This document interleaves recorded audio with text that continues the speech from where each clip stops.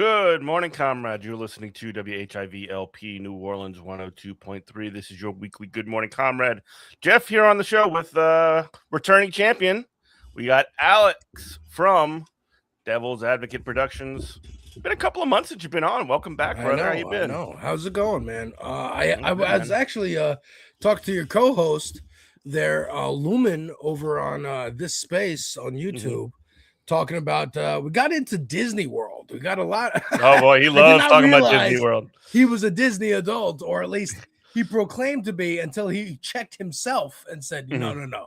Actually, I'm really into Disney, but I'm not a Disney adult, because Disney adults are another level. And then I introduced him to the concept of Disney homeschooling, which is a whole another level beyond. Oh, what is that? What's Disney homeschooling? Disney homeschooling is people who insist that Disneyland or Disney World is a good place to homeschool your kids. What? As in, I'm going to take them to Animal Kingdom to teach them about biology. Oh, no. Take them to Star Wars Land to teach them about space and outer space. I'm going to teach them about different cultures at the Epcot Center. And surprisingly, Lumen was defending a lot of these points that was in this video. And I'm like, maybe I can kind of see it a little bit. Well, it sounds like he was the devil's advocate in that situation. He was being the devil's advocate in that situation for sure. But yeah, Jeff, it's always a pleasure to talk to you. Lots of stuff going on in the world today. Lots of stuff actually going on, and then there's stuff that Democrats would prefer to talk about. Oh, bro, we were talking about this earlier. Like, you're a New Yorker, and WNYC had a debate on the Brian Lehrer show about like whether or not Democrats should like allow Hassan to be a part of their coalition or whatever. It's like, and the Brian Lehrer show in New York City, from what I understand, is like that's a pretty heavily listened to radio program, as much as like it is, right? I mean, let me look up Brian Lehrer. Because I remember when I worked for a union that's based in New York City. They were always talking about, like, oh, we got the president of the union on Brian Lehrer today. It's a huge deal, and like that kind of stuff. So like, well, it must be, but I never look. I'm not also listening to talk radio, NPR. You know what I mean? So I remember you're a millennial. Millennials don't do that. Yeah, I remember when my college roommate was like, "Hey, check out this new thing called podcasts," and I'm like, "Why would I? This is talk radio. Why would I listen to this?" And years later, here I am doing one. Yeah, exactly. Yeah, you're dogging the thing that you're currently doing. Exactly. I said the same thing about Instagram, Twitter, YouTube, Twitch. Yeah. You're just a curmudgeon. You got to be dragged over the line. Oh, I've been a curmudgeon since I was in kindergarten, brother. Believe me. But yeah, they were talking about this whole should Hassan Piker be embraced by the Democratic Party discourse. So also before you do that, like, because there was actually some polling coming out recently about like whether or not people are like favorable towards something. People don't know who he is. So can you just describe who this guy is really quickly? Because most, like, if you're listening right now, you might not know who this guy is. Probably. And it's more likely than not, you don't know who he is. Right. Much like Charlie Kirk, my mom was born in the 40s, so she's very, very old. And it's a good barometer too. But like my mom never heard of Charlie Kirk until the day he died. So same thing with, I asked her. And now she carries the flame, right? Yeah, now she's carrying the flame, and we will carry that torch. But I asked her when all this like discourse was starting to pop off about Hassan Piker. I said, "Hey, Mom, have you heard about this guy Hassan Piker anywhere mentioned on the news? He streams on Twitch. He's got glasses." No, she hasn't. Now I'll ask her again, like this week, if she has, because maybe more and more they're talking about it, and he's going on more and more platforms. Let's just describe who he is real quick, and then we can kind of get into that. But who he is he's a Twitch streamer, and if you don't know what Twitch is, it's a live streaming service on the internet. It's a website, twitch.tv, where you can stream yourself doing myriad of things. You can stream yourself taking a walk in the park. Most people, I think the platform really got its popularity from people streaming themselves playing video games. That's what I use it for mainly. People stream themselves like Hassan Piker does, watching a lot of, sometimes he plays video games, but very rarely, watch clips of the news, sometimes just straight up watching MSNBC or CNN or C-SPAN and just watching politics actually happen in real time. Also scrolling Twitter for clips and stuff. What he does is not unique to him. Lots of other people do it. Lots of people have been doing it before him. But I think he kind of just was one of the more successful and consistent in their positioning. He's the biggest streamer. He's the biggest political streamer. He's the biggest on the platform. Yeah. Yes, he's like a lefty, and like Democrats, like at least mainstream Democrats, establishment Democrats, tend to not like him very much because one, he upsets like liberal sensibilities. He, when talking about like blowback for American foreign policy, said America deserved 9/11. Now that he said that, he apologized for that comment and essentially said that what he meant was he was talking about the term blowback, which is essentially that America has been doing aggressive policy in the Middle East, for example, to the point where like he was the United States has been messing around with overturning governments like Iran's since the 1970s. Sure. And support for Israel against all of these other Arab states in the region, in the Gulf and elsewhere. And not something that is particularly, I guess you would say, friendly. He was being hyperbolic. He's much like Joe Rogan in the sense that like he does a lot of jokes, kind of sarcastic with his audience. There's a live chat happening while he's streaming, so he can see people commenting in real time and comment. And he reads it like a psycho. He'll read all of it. And there are 20,000 people watching at a time. So again, one of the biggest streamers. So imagine 20,000 comments coming in, 20,000 tweets that are live directed at you. How can you disseminate who's a troll, who's sincere? I can't imagine. But that's what he does. He was talking about, he has, again, said a lot of controversial stuff in jokey ways that if taken seriously by usually bad actors, people in bad faith trying to make him look bad, will make him seem bad. I mean, again, they did a lot of this stuff to Joe Rogan when Bernie Sanders went on Joe Rogan years ago. But then to try and discredit Bernie Sanders, not necessarily Joe Rogan, Bernie Sanders for appearing on his show. Just like, oh no, you shouldn't have even appeared on his show. It's distasteful. It's lowbrow. And then fast forward 4 years, literally 4 years, and they're going, Kamala Harris should have been on Joe Rogan. That was the deciding factor in the election. It wasn't her policies. It wasn't campaigning with Liz Cheney. It wasn't not differentiating herself at all from Joe Biden or his disastrous policies towards Israel. A lot of this Hassan discourse is really coming up because of the backlash to Israel's genocide that's been happening. He's against Israel policy. He's against Israel's genocide, and also the war in Iran, which the war in Iran support that, which Democrats would much rather not talk about. They much rather talk about a Twitch streamer than they'd talk about a war that they can take actions to stop because they are policymakers. They are lawmakers. They can force votes. They can go into office. They can protest. They can go to the Capitol. I don't care if Speaker Mike Johnson is like, we're on vacation for 2 weeks. Don't go on vacation. Stay there in the Capitol. I want to do business. Make a big stink. Use the bully pulpit.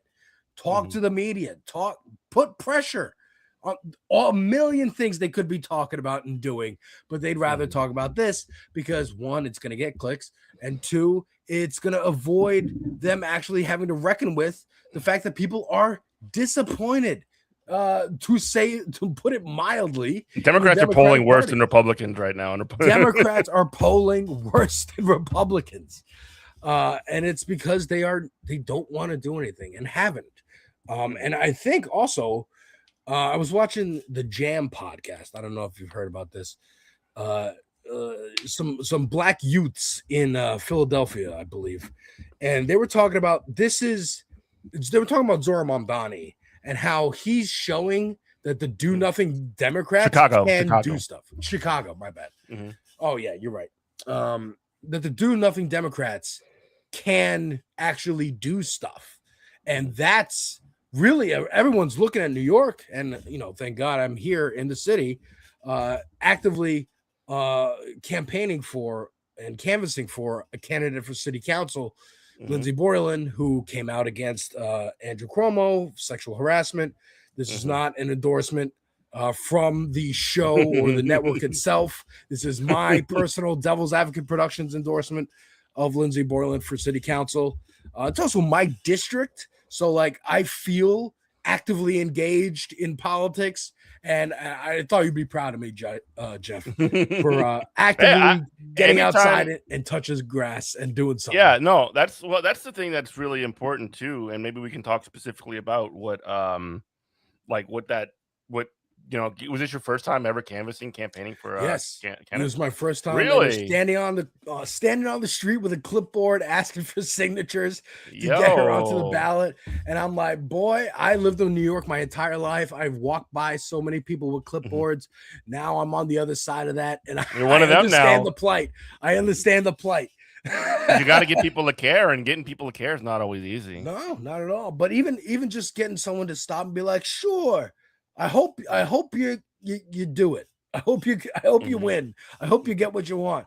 And just getting that signature, it's a great feeling. And it's a great feeling going out and meeting with like-minded people who are all working towards the same goal. It's community building. I know I'm going on a rant here. No, go ahead. No, that's good stuff.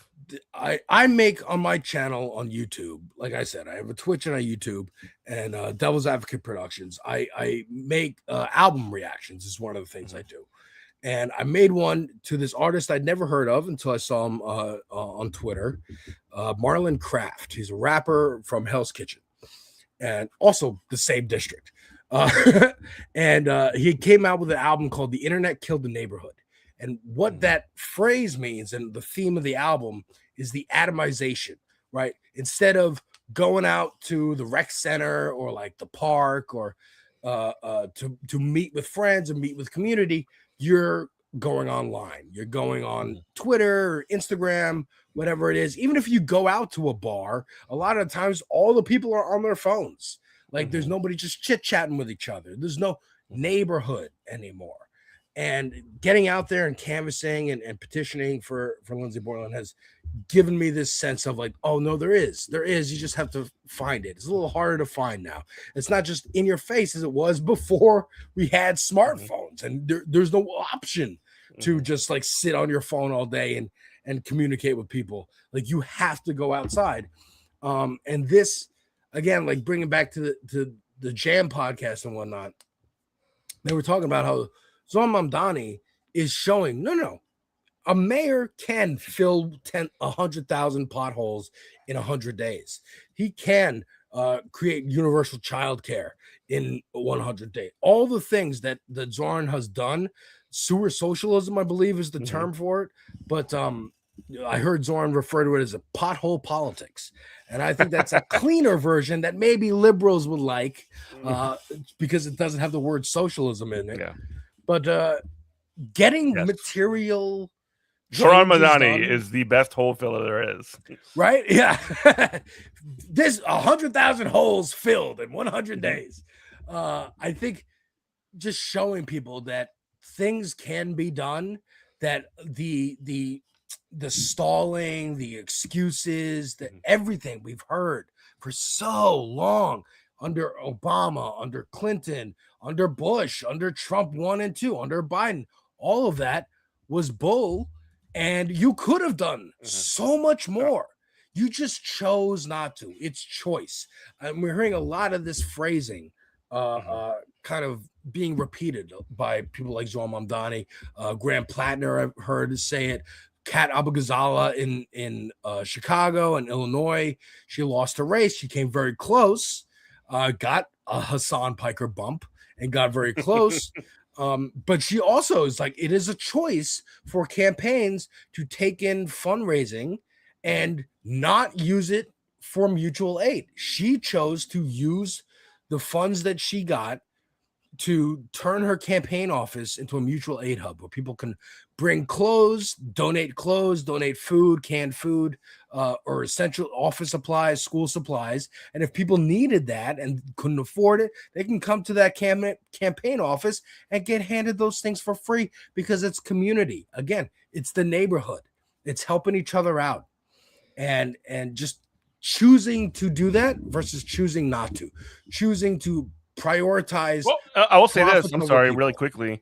You can also like she can do that. Somebody like Cat Apples Gonzalez because she gets her money from small donors.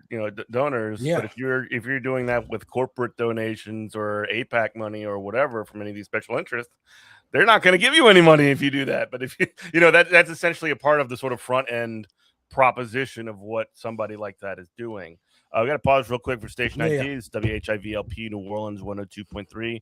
This is Good Morning Comrade. I'm really glad you brought up your own sort of like plugging in the engagement into this to this campaign.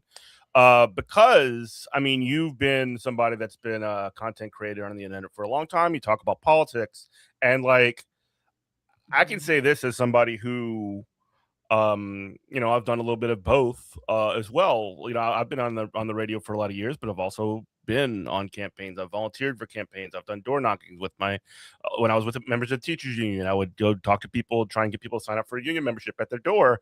Like if you compare, yapping on YouTube or on the radio or any of that to actually having a conversation with somebody in person, like when I feel like I'm talking on radio, sometimes I feel like I'm kind of like shouting into the void or just saying stuff to make myself feel like I'm, putting up the right signals and saying the right things or whatever. Yeah. But if you're out there and you're talking to people and you can get somebody to sign a union card, or you can get them to do voter registration, or if you can get them to say, I will vote for this person or whatever it is, sign a petition, to stop this, horrible development or whatever it is,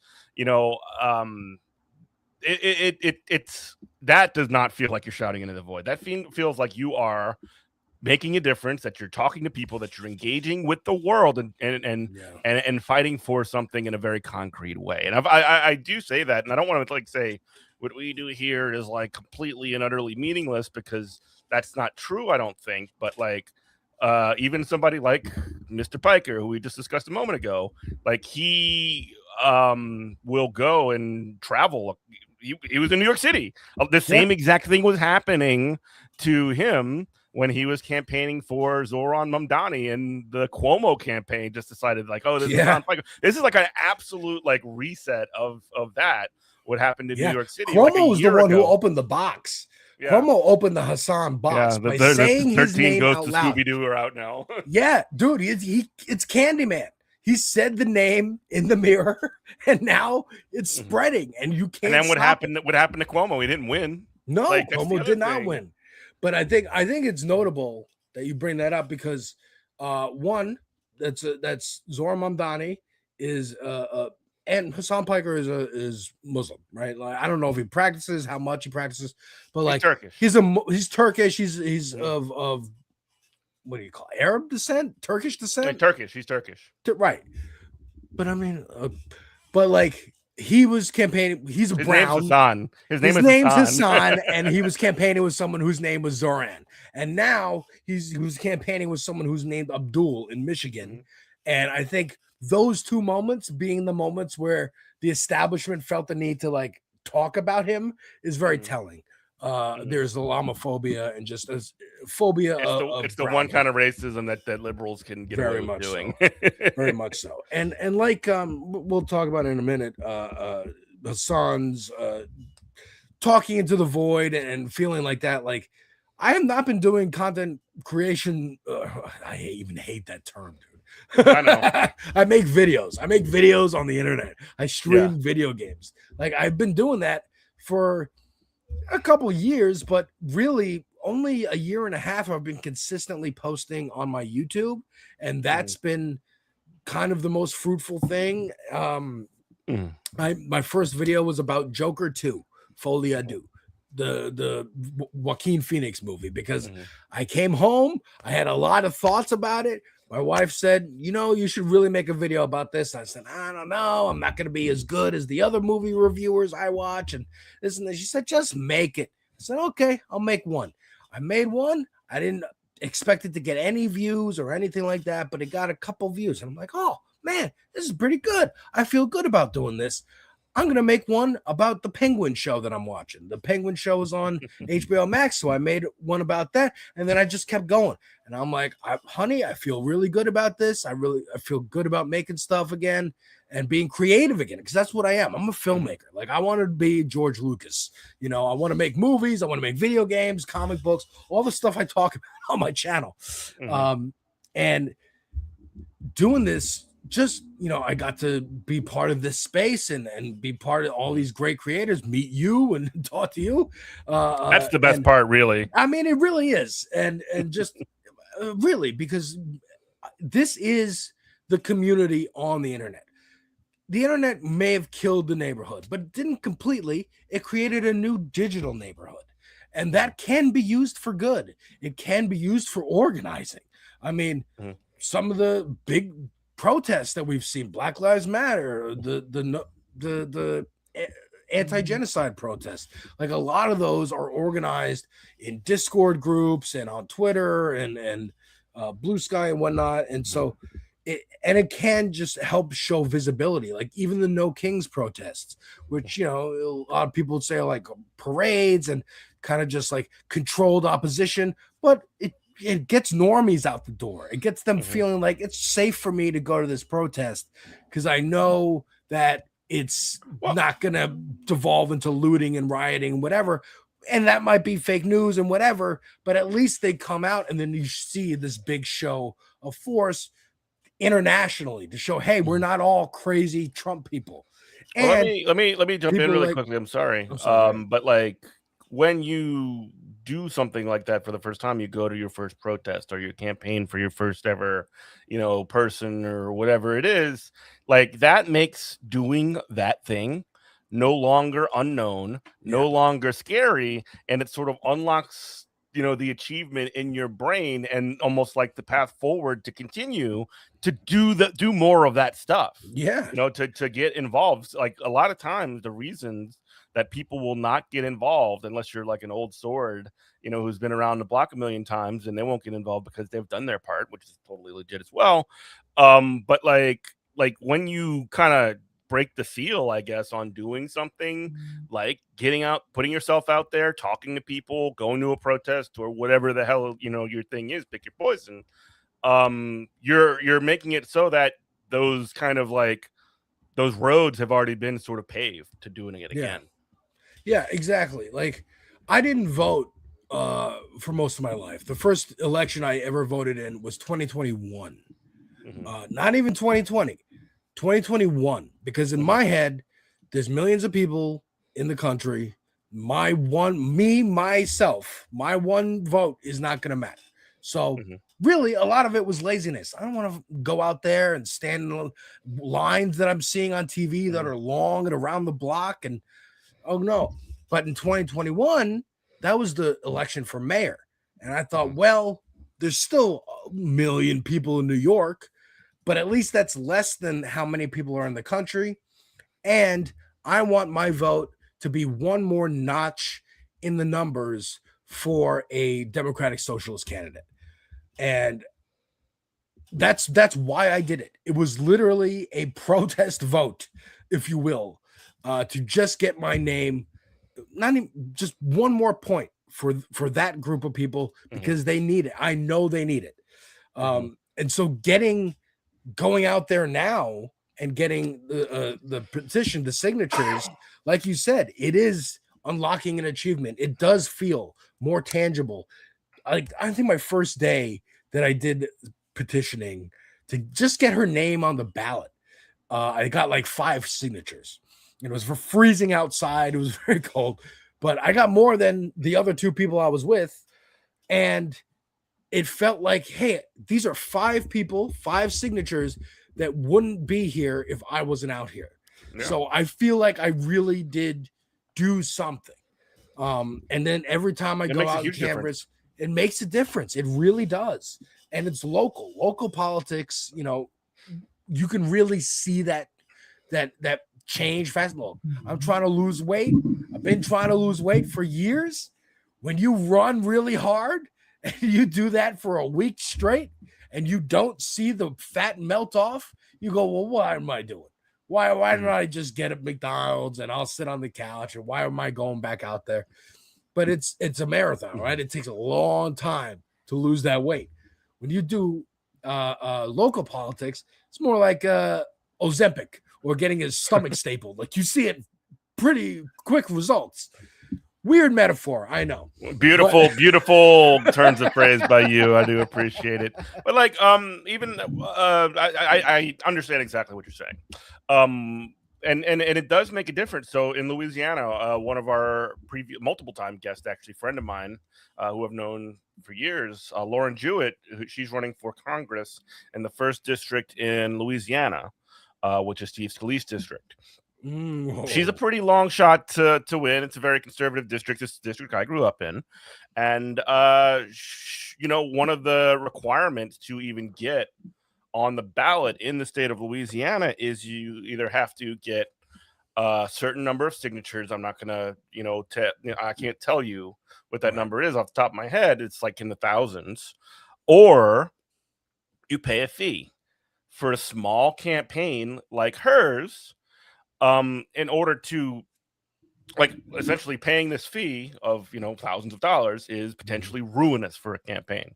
Right. So what she was able to do was, organize with, whatever networks and folks and people who are, organize canvases, get volunteers, get people out there. And she was able to get the requisite number of signatures to get on the ballot. And I'm just sort of like, she's my friend. I'm like, text her. It's like, congratulations on that. Cause it's like that is a huge achievement in and of itself. I don't want to be like, oh, wow, we already won or whatever. Like, I'm not trying to say that. She already won, I guess I should say. I shouldn't say we. But like, that's one of those sorts of things where you sort of like proved something was possible. The doubters and the haters can't say nothing about that one. You know what I mean? Exactly. I mean, even like, going out and voting in the primary for Zohar Mamdani. Like, I didn't know if he was going to win. Hell, we were all on this space in the election night going like, well, it's going to take a couple of days for them to calculate the votes. We're probably not going to know. We're probably going to get a false result tonight. And then in a couple of days, we'll get all the votes tabulated. It was a blowout that night. We were all double checking, triple checking, making sure that our eyes weren't lying to us. And we actually saw a Democratic Socialist beat an establishment, long establishment, Cuomo dynasty, if you will. Yeah. Like a name that is on dynasty. Like literally on bridges in New York. Yeah, man.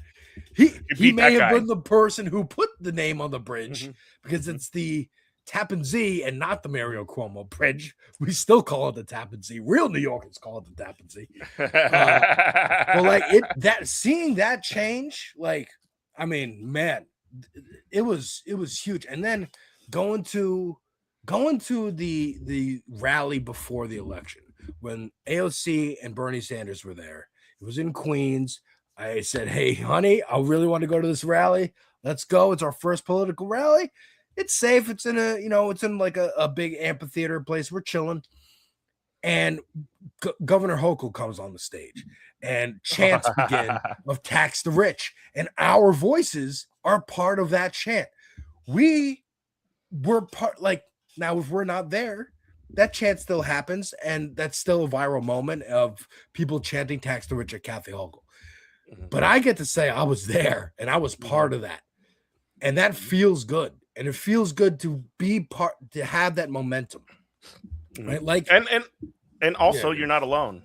You're not alone. Yeah. You're with millions of people. You're part of something that includes millions of people. So like, not only was it cool, you get to see that community. Oh, we're all here. We all feel the same way. We all want this to happen. And then he wins, and that's even bigger. And like, oh my God. And now he's a politician. Now we're looking for things to criticize him on. That's what we do. Well, that's what we do. Definitely leftists do that. Right, that's what we do as leftists, baby. We have to find something. Now, there's been like maybe a thing here or there that I've been like, maybe that's not the best, but like for the most part, he's doing a fantastic job. He's doing a fantastic job. Filling them holes. And I'm very excited. Yeah. Do you have to do another station break? You listen to WHIVLP New Orleans 102.3. This is Good Morning Comrade. We are joined by Alex from Devil's Advocate Productions. We're just kind of talking about building keeping you power, on your toes with the station breaks. Yeah. Oh man, what are you, my producer? No, but like getting involved, getting plugged in, like for the first time, like that is like really, I mean, what you were describing just a moment ago, when you and thousands of other people were chanting "tax the rich" at somebody who has, official power in this is the governor of New York State. This is a major person who is also a major obstacle to somebody like Zohran Mamdani's agenda. Potentially, if she's not going to get on board with something like free buses, she can make that very difficult by not signing any legislation that would make that money come through that the city would need. So, what the people of New York City did was essentially one. I mean, it was a flex. That was like, that is what power is. You were able to because ever since that moment, Kathy Hochul has sort of been like you would expect a politician like that, who is very centrist, very conservative, very mainstream Democrat. She was, for God's sakes, like, Andrew Cuomo's lieutenant governor, right? And when somebody like that is like forced to respond to this sort of popular will because of this, this guy, is so popular, then that means that you're actually expressing that power in a way that people in the government or whatever have to respond to, and they do. Yeah, because she's up for election too, so she's also running, and she recognizes that the same people who are so enthusiastic about voting for Mamdani, that he went from like less than 1% of the vote to winning the primary to winning the mayorship. Those people also have to vote for her. And so she don't want to piss those people off. She might then in the next day in an interview say, I didn't really understand what they were saying. I thought they were saying, let's go Bills. That's what she said. But I know. It's but ridiculous. she knows what we said. And she remembers what she said. And she remembers that feeling. Like, say, let's go Bills in New York City. Like, are you kidding me? Yeah. The Giants and the Jets. Buffalo's like a mile, like another state away to me. I don't know what you're talking about. It's basically Canada. It's almost Canada. But she knows that feeling of having an amphitheater chant "tax the rich" at her. And she's going to remember that feeling when she's campaigning. Every time Zohran puts a little bit of pressure and says, well, we can pay for these things by taxing the rich like I want to, or we'd have to put the burden on middle and lower class families, and that would hurt a lot more people. What do you want to do, New York? And then they get another pressure campaign and keeping that pressure on. That's what he's good at. And he's good at doing it with a smile on his face. Like you don't even know he's coming at you. I love it. And a quippy like turn of phrase. Like he'll say something that's like maybe that's his rap background. He was asked a question the other day, and it was something silly like, "Oh, the Mets are on a 10-game losing streak ever since you did a photo op with Mr. Met or whatever," and he just sort of like turns it in, and he just sort of like turns it around on like, "Oh yeah, a lot of baseball left to be played. Like, let's talk about real stuff." There was an interview with him he was on like one of the nationwide Yap shows on the network television. I can't remember which one it was. Who cares? Nobody watches those anymore. But like, he was on with one of these people, and they kept trying to press him on like, who are you supporting for the presidential nominee? And he's like, hey, I'm talking about New Yorkers here, over and over again, laser focus, which is like good. Yeah, I think I actually played that clip on my show the other day on this space, Tuesdays at 6 p.m. Eastern. He was asked he was asked about AOC, and they said, like, do you support like AOC's like ambitions for higher office? And he just said something like, look, I've had the privilege of being a constituent of hers, and now I have the privilege of working with her to make the lives of New Yorkers much better. I think she's a fantastic person, and I'm proud that she represented me, and I'm proud to work with her. Like effectively endorsing her as a person, saying like, I like AOC, AOC's good. And she hasn't even announced that she's running for president yet, by the way. She hasn't announced anything. Nobody's announced anything. That's just cable news, dude. I've been being messy. I started getting interested in politics, or literally because I was like, well, I watched The Daily Show and Colbert Report and like stand-up comedy and stuff, and they talk about it so much. I want to know the origin of what they're making fun of. Like, I want to know from. Exactly. So that's why I started watching cable news and realized, oh, this is a reality show about reality. This is hilarious. And yeah, they love the horse race because it gets views. They're trying to sell products, dude. It's entertainment. Like Jon Stewart said when he was invited on, CNN, MSNBC, and Fox, all in the early 2000s, like, why are young people watching you instead of us? He said, because you are messing up your job. Your job is not to get eyeballs. Your job is not to you shouldn't have advertisers on the news. That's a problem. You are supposed to be boring. Are you saying that Harry Emden, like having every one of his horse race segments be sponsored by Kalshi is a bad thing, and having Kalshi predictions as the having Kalshi as the like metric that you use, like Kalshi says that this person's got a 60% chance of winning. Like this segment on the Iran war brought to you by Coca-Cola. Like that's effectively what we're doing here. It is what we're doing. Like that, I didn't even know that, dude. Kalshi's really like sponsoring each guy at the board segment. That's crazy. My hot take. At least Kornacki wouldn't sell out like that. Hopefully. Yeah, my hot take on gambling is that it is like the recent sort of like legalization and like marketization and proliferation of gambling in public has made gambling suck so much. Like gambling was so much cooler when you had to like find a bookie and technically it was illegal or whatever. It is and illegal. It was like a little bit. Did they change the laws? It's definitely no. They're just like, calling it something else. Sure, it's a prediction. Yeah, market. Okay, it's Sure, it's gambling. Right. But like the idea of it, like back in the day, like, oh, I'm gonna do some sports betting. I got to talk to my bookie. They ain't got just like the weed dealers. You ain't got no bookies like that no more. Right. And like those people, like it's sort of like become depersonalized in a certain way, and it's also becoming like a lot, like it's making sports worse. It's making making gambling worse because like it's less of a thrill, I guess you could say. Maybe it is not the same for some people, but like I'm not a gambler.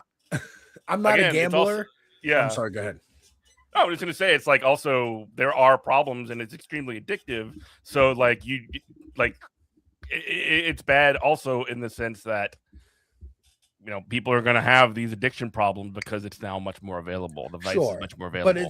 But to me, it's like, it's the same thing with like drugs where like, I think all drugs should be legal. Like, but should all drugs also be in your house and available at all times? On your face and everything. You know what I mean? Like we've done this with alcohol. Banning alcohol didn't work. That was prohibition. All it did was make crime more profitable because here's a whole new industry that we could just get in on. We already have access to. And then, I mean, look, I watch a lot of Boardwalk Empire. So that's where I get this stuff from. But like that's what it did. And that's historically what it did and it didn't work. So doing the same thing with drugs, but we still have like regulations on liquor stores, regulations on how much alcohol can be in a beer or a liquor, or how much content it can be in. Like moonshine is still illegal, right? Like you can't make it on your own. You can't sell it, make it and sell it on your own, because it needs to go through the FDA and like be approved. And this is the legal amount or required amount. And you can't, some places have different rules. You can't sell it on weekends or Sundays or whatever it is. And if it's in a store, it's got to be in a different section of the grocery store, like almost like a porno video store thing back in the day in video stores, where like you walk through a curtain and there's the porno. What's a video store? Exactly. But like the liquor section is in a different section in the grocery store. It's just not like, it's not where the candy is, which is right at eye level for children, right at the cashier, so that last minute the kid is like, oh, here's a Snickers, let me get a Snickers, and the parent is annoyed enough to just buy the candy for the kid. That's marketing and strategic placement in a store, you know, calculated by someone in a boardroom of where to put candy, just like it's regulated. And there's no regulations on that, but there's regulations on where liquor can be placed. And that's okay, because you don't want the liquor to be placed right next to the cashier. And people are like, well, I might as well get a bottle of Jack Daniels while I'm here, and just like reinforce that it's here. You can get it. You can get it if you want. You can get it. Just like the advertising for Kalshi and Poly Market and these, like you said, these are gambling sites that are just getting away with it by not calling themselves gambling sites, just like Uber and Lyft got away with not being classified as taxi cab companies by just being like, we're apps. Yeah. Whatever people decide to do with this. Yeah. It's ride sharing. It's ride sharing. Ride share. It's a completely different thing than taxi cab. Yeah. What are you talking about? Taxi cab. Same thing with DoorDash and Seamless and Postmates. Like, we just facilitated the ability for you to pay someone to go get your food for you. We didn't get rid of delivery guys. We didn't get, literally create a, like destroy the industry of restaurants hiring people, dedicated delivery people. Like that is destroying the economy of taxi cab drivers. Really? Yeah, man. So like, again, look, it's tech. It needs to be regulated. I don't know how. I would defer to like Taylor Lorenz. In the case of something like Airbnb, like unleashing this sort of like, Airbnb is like, oh, we can rent you a room in our house on this app or whatever. People end up doing entire units, sometimes multiple units in a single house. And next thing you know, like the cost, like that's essentially replacing housing because it's more lucrative. It's crazy because, again, this is something I'm, much like Twitch or YouTube, and I'm like initially like, why would anybody watch this? Why would anybody get into this? I don't understand. Just like that with Airbnb, I'm not going to go, instead of getting a hotel, you want me to get a room in some random person's house? What are you, crazy? Same thing with Uber. I'm not going to get in a random person's car. What are you, out of your mind? But I was wrong. There is a market for this. Other people are like, absolutely, I'll do this. This sounds great. It's cheaper than hotels, but eventually it's not. Like Uber and Lyft are not cheaper than taxi cabs. Depends on time of day and how long the ride is and stuff like that. But often a taxi is cheaper than taking Uber or Lyft. So that's why I held on it for so long. And also I would hear from taxi drivers how much it's screwing over their business, how much the medallions cost. I mean, bring it back to Zohar Mamdani, went on a hunger strike with the taxi cab drivers to bring down the cost of their medallions and fix the debts that they were in. It was insane. But yeah, like all this stuff is just, it just begs us again, this weird nebulous, why does everything feel worse? And we aren't getting tangible answers. And here's someone, Zohar Mamdani, or an actual policy person, an actual person with power, or people like us and Hassan Piker, pointing it out on YouTube, on platforms that you might be scrolling through. You might see a TikTok of this and be like, "Oh, this makes sense. I didn't think of it like this. Maybe let me do some more research. Maybe let me check out some more ideas similar to this." That's what I try to do with my channel. Like I make, again, I do album reactions. I do like trailer reactions for movies and TV, reviews for movies and TV, video games, stuff like that. I want to be able, I want someone to click on one of my videos for a video game or a movie or whatever, and get a review and get my review of this product, this piece of art. Calling it a product feels dirty. Piece of art.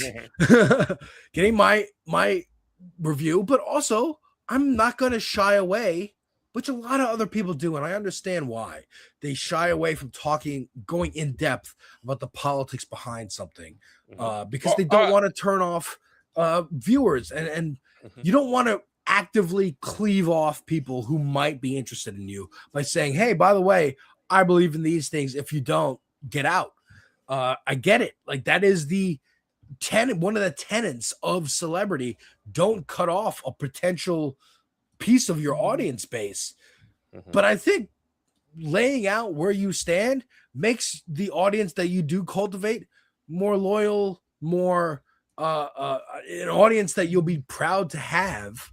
One, because we've seen a lot of like content creators and YouTubers over time. I'm thinking of iDubbbz. I don't know if you know who iDubbbz is, but he used to make like a lot of edgelord kind of content and like say slurs and stuff in the sake of comedy and free speech.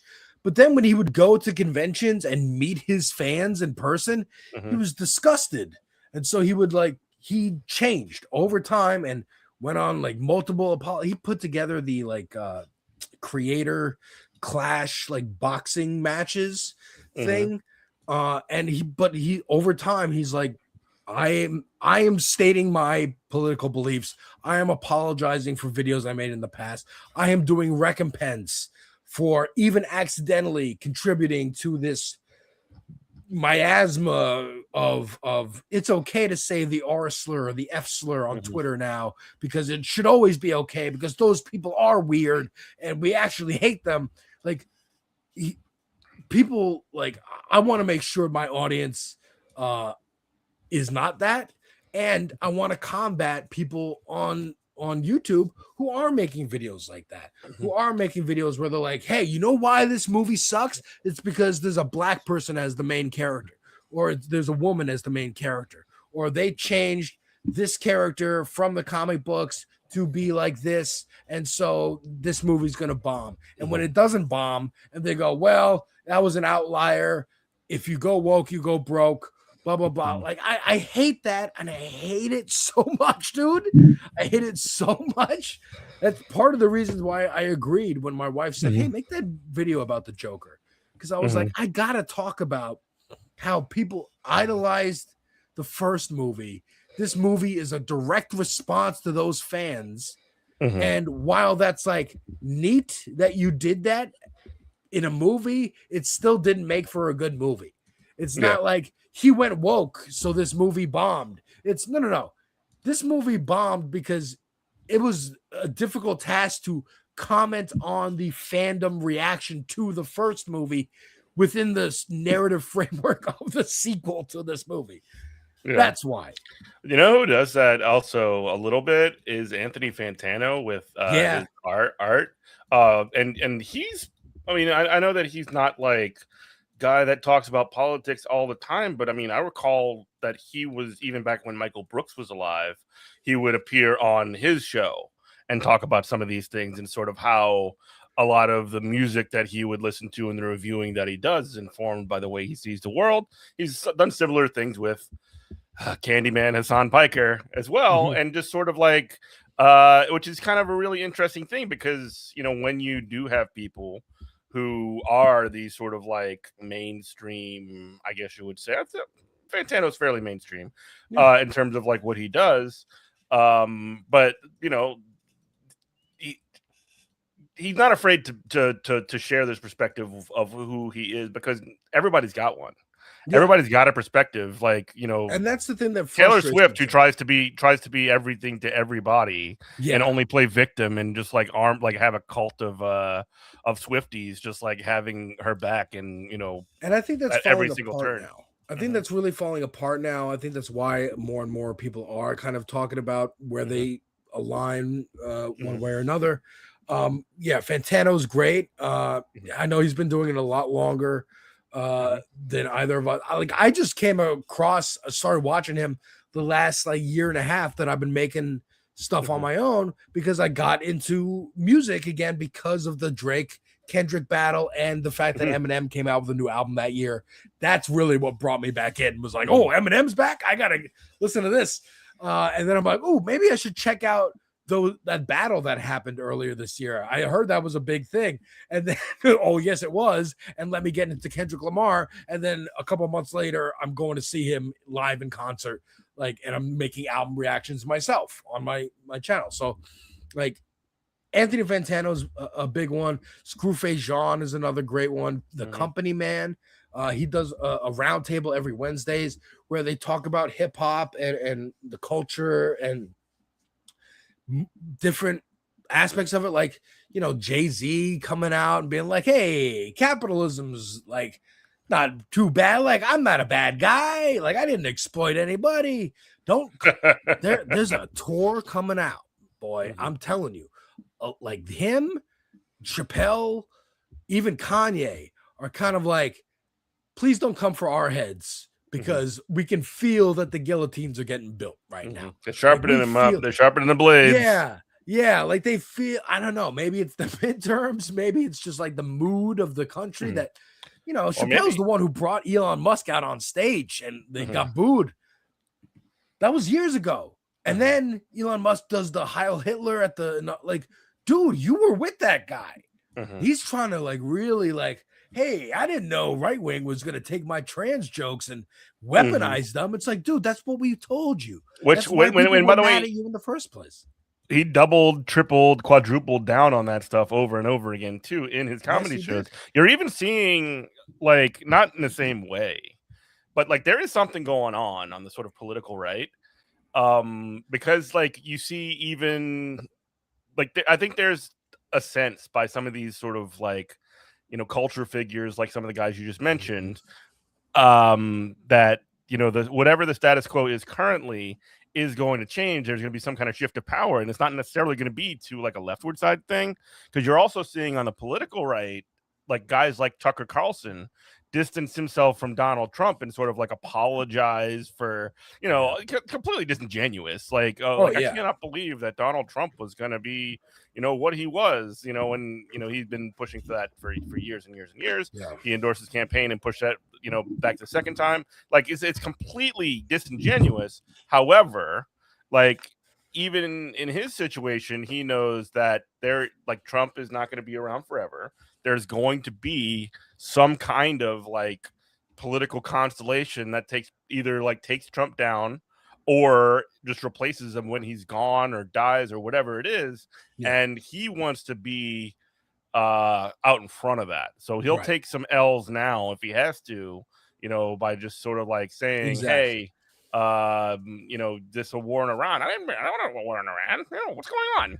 And Exactly. Exactly. and kind of push it towards like, "Hey, I my now brown brand proposition is I'm an anti-war, pro working class guy or whatever." Right. Yeah. Tucker, I'll never forget the story Sam Cedar from the Majority Report told about Tucker Mhm, Carlson.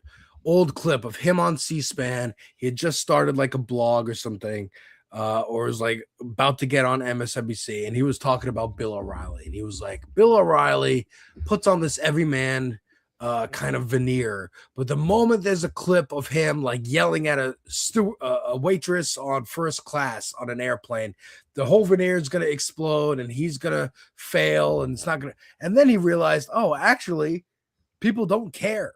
It's mhm. gone on long enough that maybe I'll just do this. I'll just take and I'll just reap all this money. That's what And he Tucker did. does. That's exactly what he did. He started on MSNBC, he went to CNN, then he went to Fox. He got fired from all three places, and now is just on his own trying to stake out a claim. He just wants people repeating his name enough so that it stays relevant. He wants to stay relevant. The end. Bill O'Reilly has a show on Newsmax or News Nation or one of those like internet things. It's in the back of taxi cabs, by the way, and I'm mad about that. I want that to change too. But he has a show. He's had a show for a couple of years now, but you don't see Bill O'Reilly trending on Twitter. You don't see clips of him going viral and whatnot because nobody cares. That's what I want for Tucker Carlson. That's your dad's, stuff that he used to watch. And even then, your dad doesn't know how to get to News Nation. Like, he doesn't know how to get to that website and get the streaming service on the Amazon stick on TV. That's the best part. Like, a lot of people know how to get to Tucker Carlson, and they're going to, and they're just going to watch him regardless. But what I don't want, and what infuriates me, is people like Mehdi Hassan retweeting and being like, I can't believe I agree with Tucker Carlson on this. It's like, stop.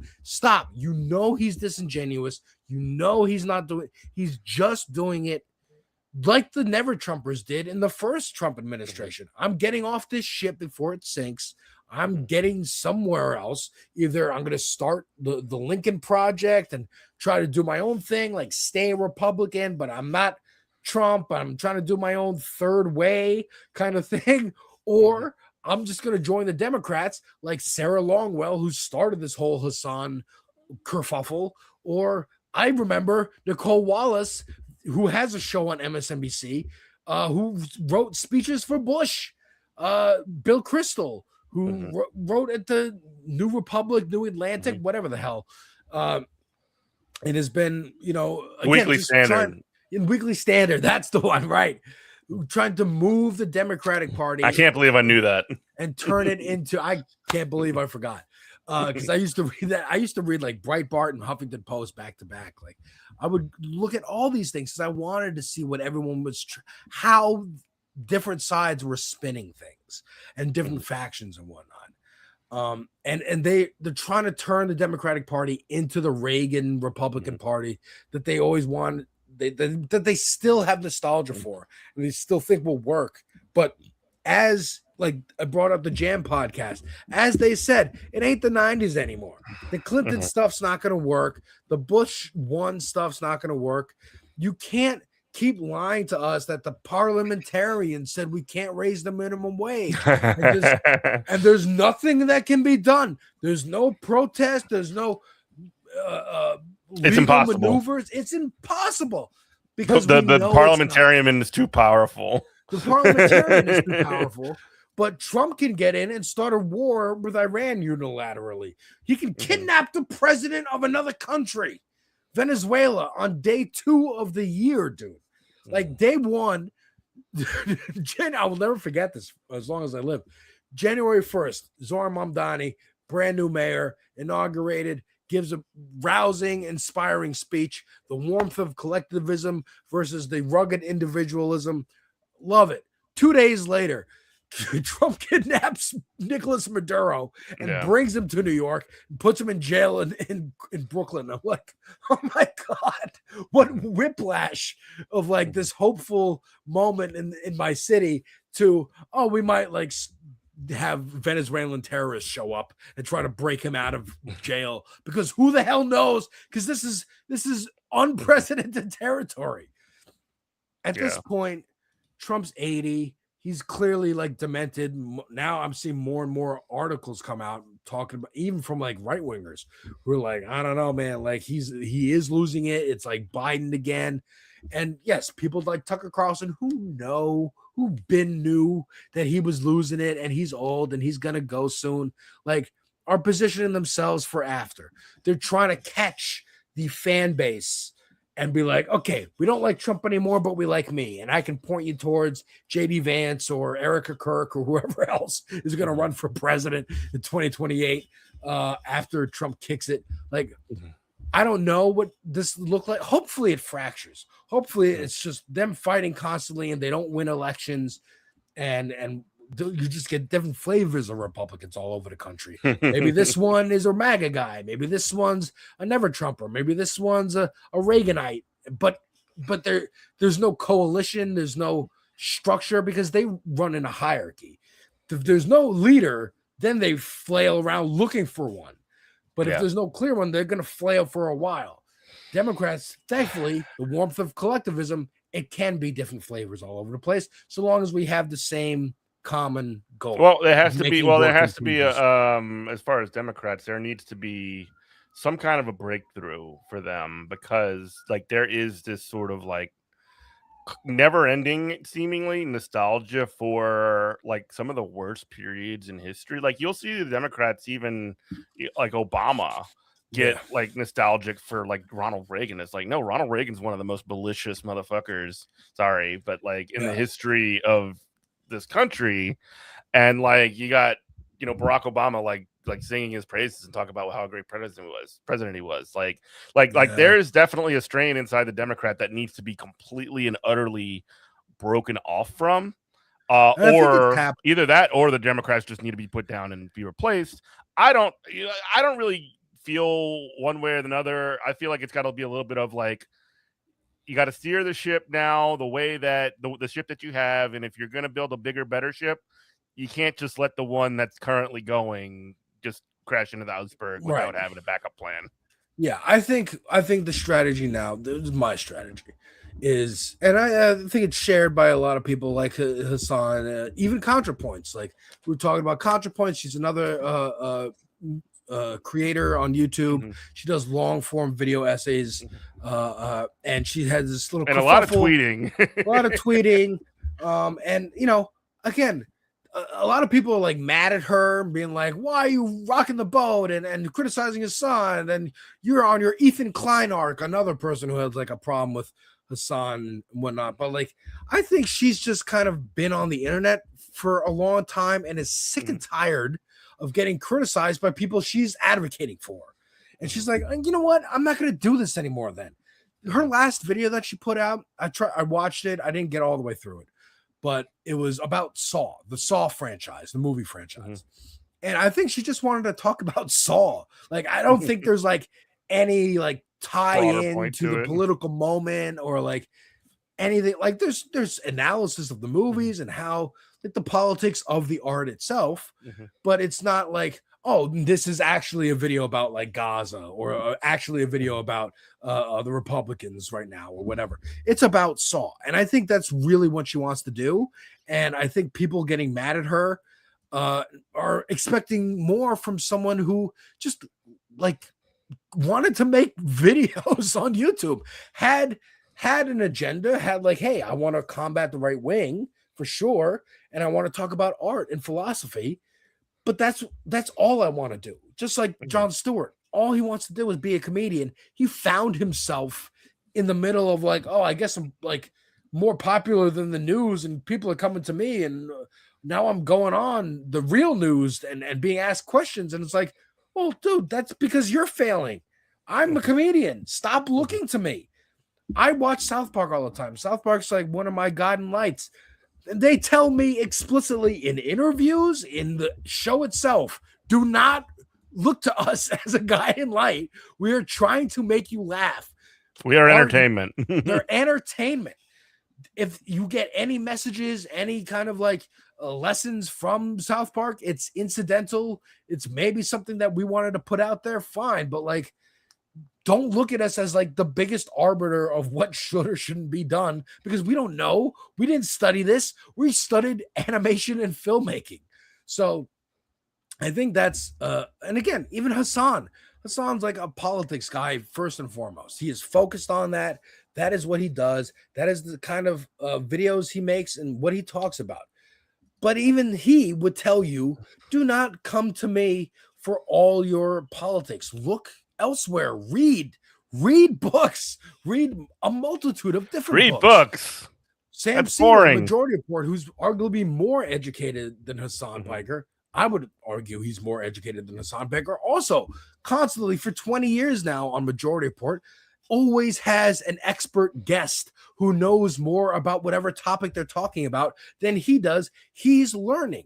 This is what the promise of Joe Rogan's podcast was. I'm going to have experts on. Either I'm going to have other comedians on and we'll just talk about comedy, or I'm going to have experts on and they're going to teach me something. And I'm going to learn, and you're going to learn along with me. That's why people like Joe Rogan in the first place. And then he started just only having on right-leaning people and got sucked into a conspiracy pipeline.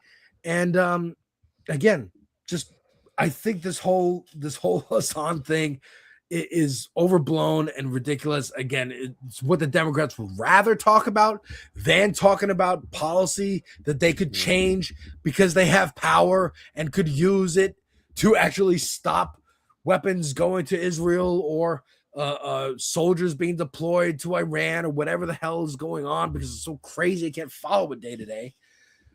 But they could actually make change. Hell, they've stopped funding DHS. That is something they did. And we applaud them for that. And they are at least holding on to that. I heard someone get interviewed. I think it was AOC got asked a question like, "Hey, don't you feel bad that like ICE agents aren't getting paid or whatever?" And she's like, "Dude, Stephen Miller and Tom Homan can still come in for the deposition, that like for the subpoena that we gave them. Like we need to get answers from them first before any kind of funding happens." Like I guess that was the deal or whatever, but that was the answer. Hey, we have laws here and we're trying to enforce them. And this whole gerrymandering thing in Virginia is another one. Democrats have decided like, hey, we're not going to take the high ground. We're not going to like, hey, these are the morals and these are the norms and traditions that we need to stick to. We're going to fight. You want to play dirty? We'll play dirty. And then that's coming we'll coming go over the cliff together. Like that's not coming necessarily from like the radical edge of it. I mean, the governor in Virginia is Abigail Spanberger. She's also at this current moment refusing to sign public sector legislation that would give collective bargaining rights to public sector workers. But also she's doing this to do the partisan fighting, which is important. But like, again, this speaks, I suppose, to, I guess, Democrats deciding that they wanted to answer the bell, at least on these sort of like Democrat versus Republican grounds, but also cutting their own, nose off to spite their own face by taking out, organized labor in their own state, or refusing to support. Because they know that's the real threat. Like, hey, we can play these gerrymandering fights and get Twitter points and whatever. I'm for. Yeah, sure, absolutely. Fight fire with fire, like get down in the mud and dirty, but go brutal with it. Get Dark Knight Returns, where this ain't a mud hole, this is an operating table, and I'm the surgeon. And we're gonna like Spanberger. She should have done the gerrymander and enforce the labor stuff, because then she gets super popular with the labor unions. The corporations get mad, sure, but you can't have a corporation without labor. I think the calculation that she is making, which is very indicative of what a lot of Democrats do, is they say, "Hey, what you going to do, labor? You're going to support the Republicans? You support me, or you're going to get completely and utterly screwed." You know what I mean? Like that's what it is. But and that's the it's like an abusive husband, and like, hey, do you want to go back to your ex who like punched you in the face, or you want to be with me who might cheat on you all the time with, metaphor is losing me here, but it's not as bad as getting punched in the face and beaten every day is getting cheated on. It's a mess. So it's like, I get it, but labor can also go, okay, I'm going to be with neither of you. How's that? Yeah. I'm going to go be with other people who want to be with you and organize together. Again, the metaphor is losing me, but you can go on strike. You can, the new hot cool guy. Yeah, exactly. We're going to go with the new hot cool guy who's in New York and he's making everybody feel good. So filling holes. Filling holes. Well, thank you, Alex. Where can people find you? They can find me over on Twitter and Blue Sky at Devil's Advocate C, the letter C. You can also find me on Twitch and YouTube at Devil's Advocate Productions. If you look for this logo, right here, the smiley face You with got the a pentagram tattoo? and horns. I got this tattoo when I was 19 because I thought copyright. I'm going to copyright Oh, this logo by getting a tattoo. and put it on my body. But I knew that Devil's Advocate Productions was going to mean something someday, and here we are. So I got 600 subscribers on YouTube. That's a big, hey, yay for me. But and I'm monetized now, so I'm excited about that. But yeah, man, the last videos I made was a trailer reaction for Coyote versus Acme, which is a movie that's coming out. And it's important because Warner Brothers initially shelved it for tax write-off, and it got fought, and people fought for it to be released, and now it actually is going to be released.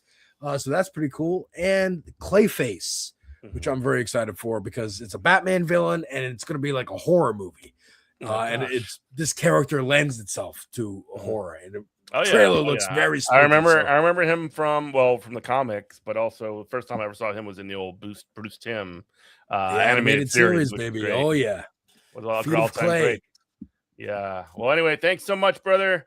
This has been Good Morning Comrade, WHIVLP New Orleans. We love you. Bye bye.